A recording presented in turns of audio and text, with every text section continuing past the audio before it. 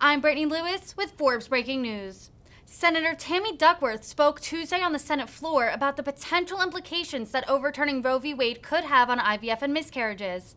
During the emotional speech, Duckworth spoke about her own miscarriage and said, quote, "If the GOP had its way, women may now have to live in fear that the worst moment of their lives may send them to prison." She urged for the passage of the Women's Health Protection Act, which the Senate will vote on tomorrow. Listen in for her full speech. Mr. President, my older daughter, Abigail, named for Abigail Adams, who urged her husband to remember the ladies, is 7. She's generous, silly, and so smart.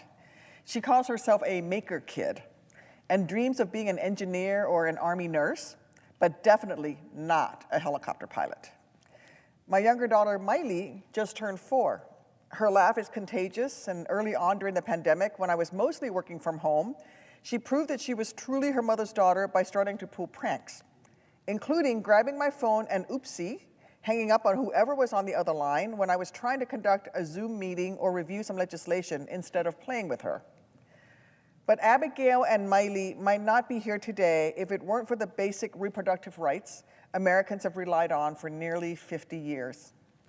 When Roe was decided in 1973, it changed the lives of so many women. It saved the lives of 14-year-olds who were the victims of rape or incest, who otherwise would have had to turn to back alleys and back rooms. It changed the lives of women who desperately wanted to be moms, but who found out that their pregnancies weren't viable, that they'd have to go through the pain and suffering of a trauma of a full term only to stillborn at the end of 9 months. And personally for me, it gave me my chance to be a mom. For I never would have had my creative, silly, drive me crazy, yet love them infinitely 2 daughters if Roe hadn't paved the way for women to make their own healthcare decisions, as I was only able to get pregnant through IVF, a fertility process that Roe lays the foundation for. Because of IVF, I got to experience all the joys of motherhood. Because of reproductive rights, my husband and I aren't just Tammy and Brian, we're mommy and daddy. Because of Roe and the rights and laws it protects, we are a family. Yet last week, we learned that the Supreme Court could be just weeks away from overturning Roe v. Wade and Planned Parenthood v. Casey, a decision that, if made final, would strip away reproductive rights from millions of women, forcing them to potentially live through the horrors and indignities that their grandmothers bore if they needed reproductive care. And this would just be the start. For while the anti-choice movement has been working for years, decades, to get to this moment, overturning Roe is not their end goal. They want a national ban on abortion, something the Republican Senate leader said was a possibility just last week. They want to undermine access to contraception. In some states, legislation has already been introduced that would make IVF a crime. In Oklahoma, one woman was even convicted of manslaughter for having a miscarriage. A miscarriage. Criminalized for having a miscarriage. I've had a miscarriage, and there are no words to describe what mothers feel in that moment. For me, I was overcome with the rawest, most painful emotion I'd ever experienced. In that moment, losing my baby felt more searing than anything I'd ever felt in my entire life. Yet if the GOP had its way, women may now have to live in fear that that worst moment of their lives may also send them to prison. And if extremists get what they're seeking, doctors who perform procedures such as dilation and curettage to help grieving families who've lost a pregnancy might be at risk of going to jail too.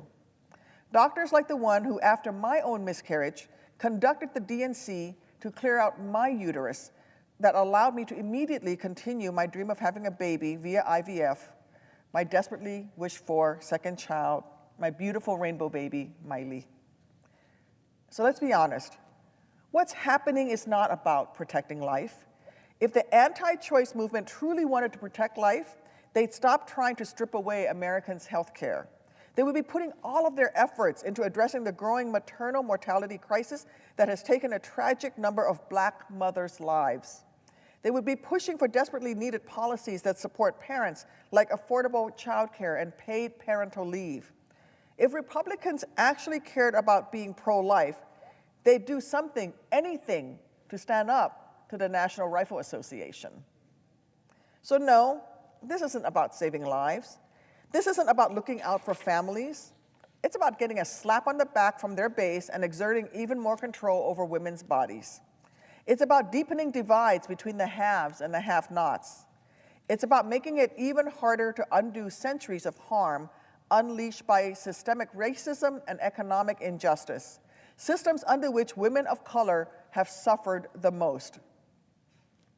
Look, I know that a lot of us are tired from the seemingly endless fight to protect our most basic human rights, but we can do more.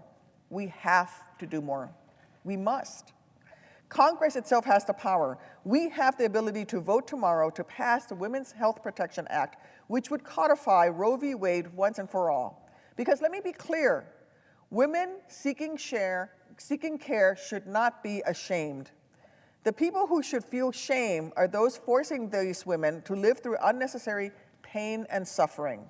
The people who should feel shame are those who claim to be pro-life, yet would let a mother die in childbirth for an unviable pregnancy, who refuse to expand Medicaid, who believe guns should be easy to get but basic health care impossible to find. These are the people who should be shamed. These are the people who have no shame. And I'd be damned if I let my daughters grow up in a country that gives them fewer rights than their mom had.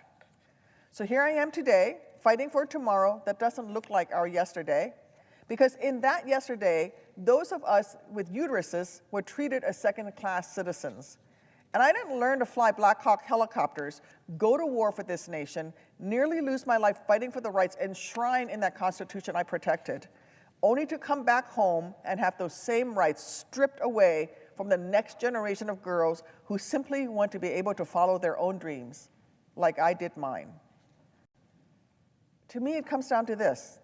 Women should be allowed to make their healthcare decisions without Mitch McConnell's voice or Brett Kavanaugh's face haunting them at their OB/GYN appointments. So shame on those who want to take us back to the pre-Roe back alleys. Shame on those who don't dare regulate guns, but want to regulate our uteruses. I will fight with everything I've got to keep us out of those back alleys, because it is the least that the women who came before us and fought for these rights deserve. And it is the least that our own daughters need. So enough with the hypocrisy, enough with the misogyny, enough that some men in hallowed halls in DC arguing that they know better than women in Illinois or Arizona and Missouri. We can and we must do better. That means proving that we care about women every day of the year, not just on one Sunday in May. That means codifying Roe now. Let's vote.